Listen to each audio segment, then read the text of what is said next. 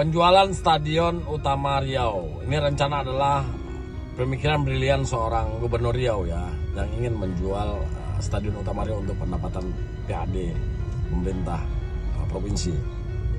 Saya berpikir begini, pemikiran-pemikiran seperti itu tuh seperti apa ya? Seperti anak-anak kehilangan bapak. Jadi seperti anak yatim gitu. Ketika kita bapaknya meninggal, kemudian bagaimana caranya anak-anaknya menjual harta warisan. Ini bukan warisan yang dapat segera harus dijual.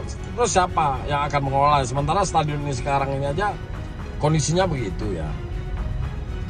Jadi begini, seorang gubernur yang sekarang ini saya yakin bahwasannya relasinya itu luar biasa lah, karena beliau mantan anggota DPR RI. Jadi nilai lobby dan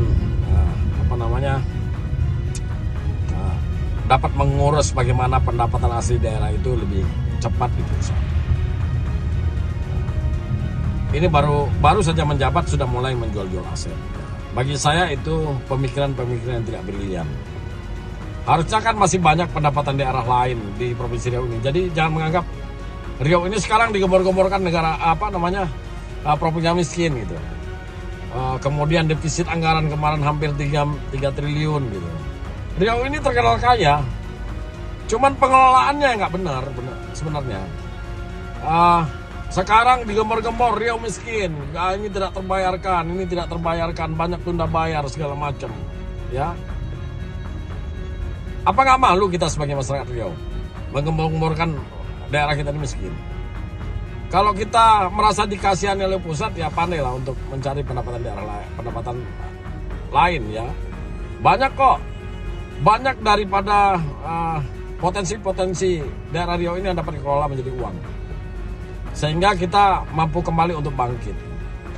Maka kalau pemikiran gubernur sekarang ini bagaimana caranya untuk menjual ini, menjual itu, meminta ini, meminta itu. Contohnya kemarin kan kebun sawit yang disita Agrinas, yang disita oleh negara dari Satgas PK ini diminta lagi. Nah, fokus saja ke sana kalau memang ada. Dari 37.000 hektar itu fokus saja. Kalau dapat misalnya 20%, misalnya kan dapat dikelola. Atau pertambangan yang sekarang dikelola oleh BUMD ya, di Inhu sana bisa dikelola.